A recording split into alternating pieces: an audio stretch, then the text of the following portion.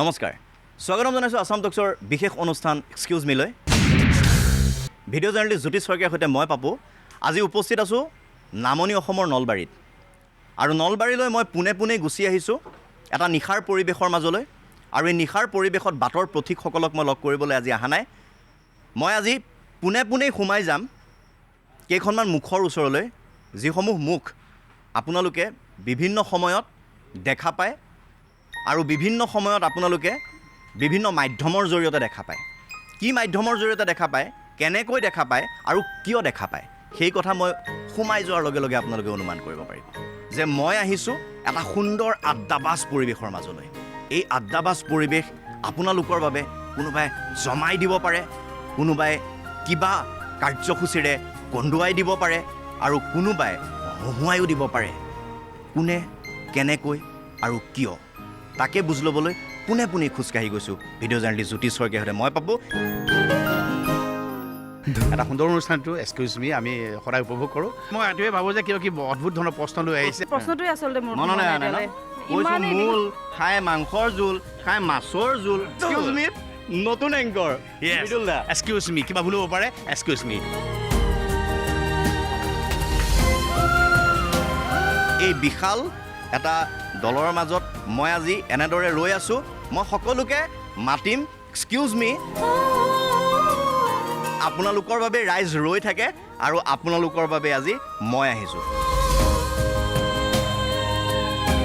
আজিৰ অসমৰ চলন্ত তৰুণ দুৰন্ত নায়ক বহুতে কয় ট্ৰেজেডি নায়ক তেখেতৰ ওচৰলৈ মই পোনে গুচি আহিছোঁ মই স্বাগতম জনাইছোঁ মৃদুল দা অশেষ স্বাগতম মোৰ এই বিশেষ অনুষ্ঠান আগতেও সংগী হৈছে আপুনি মোৰ এই অনুষ্ঠানত ধন্যবাদ আজিও আসাম টক্সৰ পৰা প্ৰত্যেককে শ্ৰদ্ধা জনাইছোঁ আৰু আসাম টক্সৰ জৰিয়তে অসমৰ ৰাইজক মই বৰদৈচিলা থিয়েটাৰ পৰিয়ালৰ পৰা সেৱা জনাইছোঁ ভাল লাগিছে আজি এটা মধুৰ সন্ধিয়া নাটকৰ মাজত তোমালোক আহিছা বহুত ভাল লাগিছে পাপু এটা সুন্দৰ অনুষ্ঠানটো এক্সকিউজ মি আমি সদায় উপভোগ কৰোঁ ঠিক আছে কি মই কেনেকৈ মই আহিলে চাগে ভাবে কিবা মই ডেফিনেটলি মই এইটোৱে ভাবোঁ যে কিয় কি অদ্ভুত ধৰণৰ প্ৰশ্ন লৈ আহিছে আৰু আমাৰ মাথা খাবলৈ আহিছে পাপুৱে অকল আমাৰ মাথাই নহয় শুনাৰ লগে লগে অসমৰ ৰাইজৰ মাথাও নষ্ট হৈ যায় চব এইটো সোধে ভাবি থাকে আজি কি সুধিব আমি তেনেকুৱা এটা ছাছপেন্সত আছোঁ আজি কি সুধিব ঠিক আছে তুমি আৰম্ভ কৰা আমাৰ আজি মই পোনে এই দলটোৰ মাজত এটা এৰি দিম প্ৰশ্নবান আৰু এই প্ৰশ্নটো হৈছে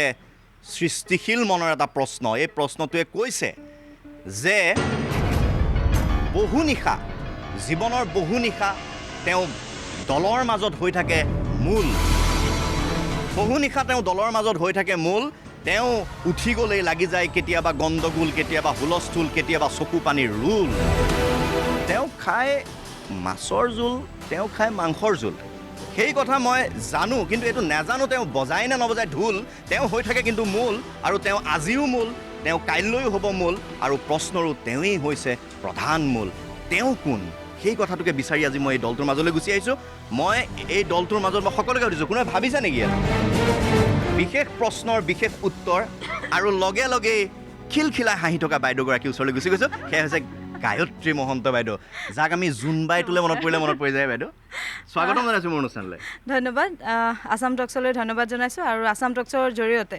অসমবাসীলৈ শ্ৰদ্ধা জনাইছোঁ আৰু তোমাকো ধন্যবাদ জনাইছোঁ বহুত ধন্যবাদ আপোনাক বহুত নম্বৰ লগ পালোঁ খুব ভাল লাগিছে মই এক্সকিউজ মি অনুষ্ঠানৰ জৰিয়তে আৰু আজি এনেদৰে মাতিয়ে লগে প্ৰশ্ন এটা কৈয়ে সোমাই আহিলোঁ আপোনাৰ ওচৰলৈ প্ৰশ্নটো কিবা ভাবিছেনে উত্তৰটো কি হ'ব পাৰে বাৰু উত্তৰটোলৈতো বহুত দূৰ আছে প্ৰশ্নটোৱে আচলতে মোৰ মূল খাই মাংসৰ জোল খাই মাছৰ জোল আৰু মাছৰ জোলো মাগুৰ মাছৰ জোল খায় তেওঁ বেছি আৰু লগতে তেওঁ বজায় নে নবজায় ঢোল সেইটো মই নাজানো তেওঁক সুধিব লাগিব সেইটো পাম নেকি সেইজন মূল সকলোৱে ভাবি আছে গায়ত্ৰী মই ভাবি আছে ন ভাবি আছোঁ আৰু অকণমান সময় লাগিব ভাবিবলৈ আৰু হয়তো আপোনালোকৰ মাজত এই বিশেষভাৱে মই কোনোবা মানুহ ইয়াত লগ পাই আছোঁ সেয়া এনেকৈ গ'লে মই হয়তো ভৱেশদাৰ মুখখন দেখা পাম ভৱেশদাকো মই সুধি চাওঁ এবাৰ আপুনি ভাবি থাককচোন সকলোৱে ভাবি আছে মই স্বাগতম জনাইছোঁ সেৱাৰে মই ভৱেশ দাক অতি এগৰাকী প্ৰবীণ অভিনেতা অসমৰ নাট্য জগতৰ হোতা ভৱেশ দাক অশেষ ধন্যবাদ আৰু স্বাগতম মোৰ এই অনুষ্ঠানলৈ ধন্যবাদ মই অসম টক্সৰ সকলো কৰ্মীবৃন্দলৈ মোৰ মৰম জনাইছোঁ আৰু লগতে অসমবাসী ৰাইজলৈ শ্ৰদ্ধা জনাইছোঁ। তুমি যিটো প্ৰশ্ন কৰিছা, আপুনি শুনিছে প্ৰশ্নটো? প্ৰশ্নটো শুনিছোঁ। ভৱেশ দে ডাইলগ মাতা বহুতে শুনিছে, কিন্তু প্ৰশ্নৰ উত্তৰ দিয়ে আজিলৈকে হয়তো কোনেও দেখা নাই। আজি কিবা উত্তৰটো মই দিব পাৰিম। তুমি সঁচা পাৰিব? পাৰিম। সঁচাই পাৰিব বোলে? পাৰিম। আৰু এবাৰ প্ৰশ্নটো কৈ দিওঁ নে? তাৰমানে মই ভাবিছোঁ যে চবেই ভাবিব এই কথাটো উত্তৰ, কিন্তু কোনে মোক আচলতে অভিজ্ঞটো সেইটো কাৰণে হয়তো মনলৈ ডাইৰেক্ট ইমান কনফিডেঞ্চ আপোনাৰ। তেওঁ মূল খাই মাংসৰ জোল, খাই মাছৰ জোল, বজাই নে নবজাই ঢোল নাজানো, কিন্তু তেওঁ মূল, আজিও মূল। কওঁ, ক'ব পাৰে মৃদুল মৃদুল মৃদুল মৃদুল।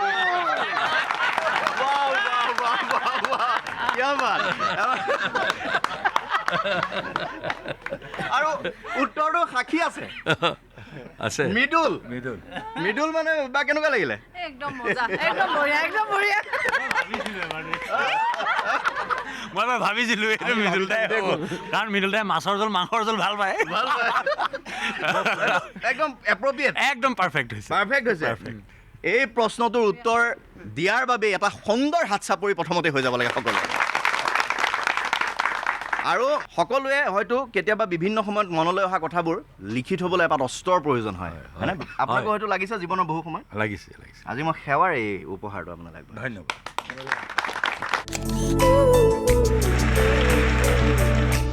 আৰু আজিৰ ইমান ধুনীয়া এই সময়কণত আপোনালোক একেলগে বহিছে। আমি আচলতে ক'ত বহি আছোঁ, কিয় আমি ইয়াত থিয় হৈ আছোঁ, মৃদুলদাৰ পৰা গম পাম আমি ক'ত আছোঁ।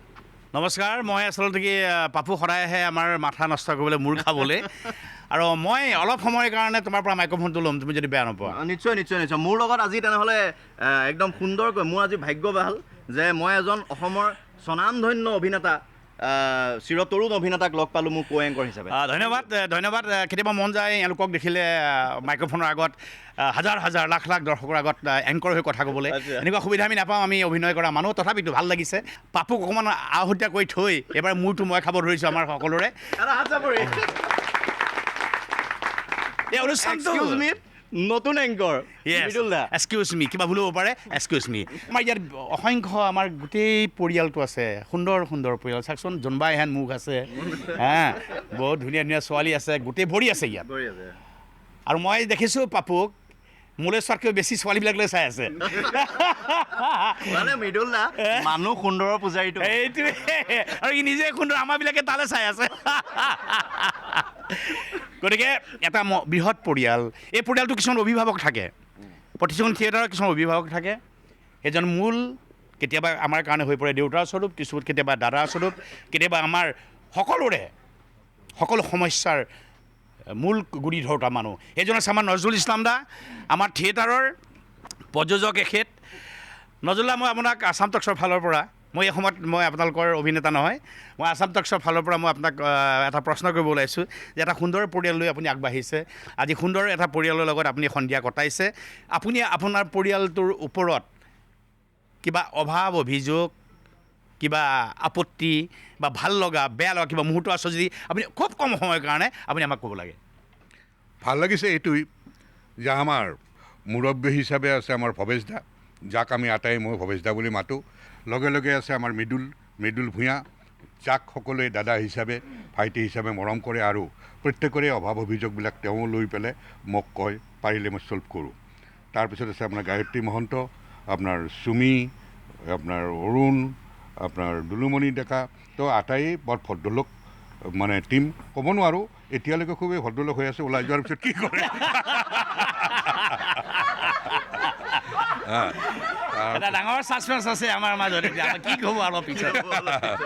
তাৰপিছত আমি এইবাৰ অভিজিত ভট্টাচাৰ্যৰ পৰা 3খন অতি সুন্দৰ নাটক পাইছোঁ, যি নাটকে অসমৰ চৌদিশে আপোনালোকৰ এই মিডিয়াৰ জৰিয়তে খলকনিৰ সৃষ্টি কৰিছে। এয়াই কৈ মই মোৰ ক'বলগীয়াখিনি ধন্যবাদ ধন্যবাদ। বহুত ভাল লাগিলে। আছাম টক্সৰ প্ৰত্যেকে আমাৰ নাটক 3খন কথা গম পালে, 3খনৰ কথা। এতিয়া ইমান নাটকৰ কথা ক'লোঁ, মানুহে চাগে অকণমান এইখিনিতে মৃদুলদা, আপুনি যিহেতু আজি এংকৰ, য়েছ, মই এক্সকিউজ মিত যেতিয়া এংকৰিং কৰি থাকোঁ, বাটে পথে যাওঁ, বিভিন্ন মানুহক লগ পাওঁ, তেতিয়া কিন্তু মই সাঁথৰ জাতীয় কিছুমান প্ৰশ্ন সুধোঁ। তাৰমানে সাঁথৰ সুধোঁ। মই আপোনাক চেলেঞ্জ কৰিছোঁ, আজি পাৰিব নেকি আপুনি আপোনাৰ পৰা যদি এটা সাঁথৰ পাওঁ কিবা? মই তোমাৰ প্ৰত্যাহ্বান গ্ৰহণ কৰিছোঁ। আছাম টক্সৰ দৰ্শকক মই আজি দেখুৱাই দিম, অকল পাপুৱেই সাঁথৰ নাজানে, মৃদুলেও সাঁথৰ জানে, আৰু বৰদৈচিলাৰ প্ৰত্যেকজনে সাঁথৰ জানে, এক্সপাৰ্ট হয়। মই এটা সাঁথৰ লৈ ওলাইছোঁ। প্ৰথমতে এটা কথা কোৱা হয় যে প্ৰথম মহিলাৰ ওচৰলৈ যাওঁ বৰ আশাৰে চাই আছে তেওঁলোকে মই তেওঁৰ ওচৰলৈ যাওঁ মই এটা সাঁথৰ ক'ব ওলাইছোঁ সাঁথৰটো যে এগৰাকী মাতৃ 100টা সন্তান গায়ত্ৰী বাৰ নহয়তো নহয় কিন্তু হেৰিও নহয় কিন্তু কৈ দিছোঁ মই এইটো আপোনাৰ গান্ধাৰীও নহয় গান্ধাৰীও নহয় গায়ত্ৰীও নহয় কিন্তু এটা এগৰাকী মাতৃ 100টা সন্তান মানে বহুত সন্তান এটা ওলাই মাকৰ গালত চৰটা মাৰে মৰি যায় এটা চৰ মাৰে জ্বলি যায় এনেকৈ মইতো সুধিছিলোঁ আগতে সুধিছিলোঁ আজি আপুনি সুধিছে গতিকে সুবিধাটো লৈছোঁ গতিকে কি হ'ব পাৰে মই প্ৰথমতে আমাৰ মহিলাসকলৰ ওচৰলৈ আহিছোঁ এই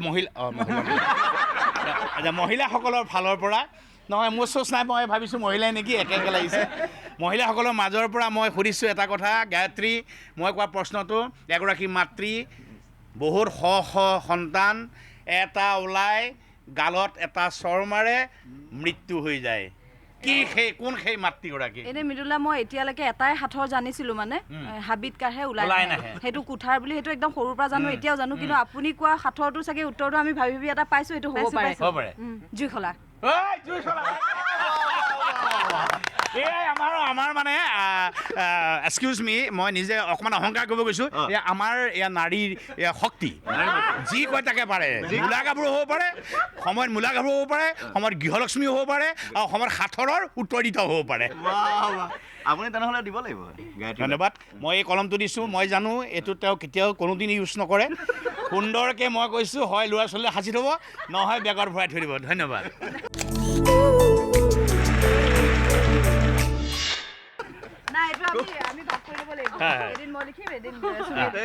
খুব সুন্দৰ আজি মৃদুল দা মোৰ লগত সংগ দিলে মৃদুল দা অশেষ ধন্যবাদ এই এংকৰিঙৰ কাৰণে মই সঁচাকৈ আপ্লুত হ'লোঁ অসমৰ ৰাইজে হয়তো নিশ্চয় চাই আছে যে এক্সকিউজ মি নতুন এংকৰ ৰূপী মৃদুল দাক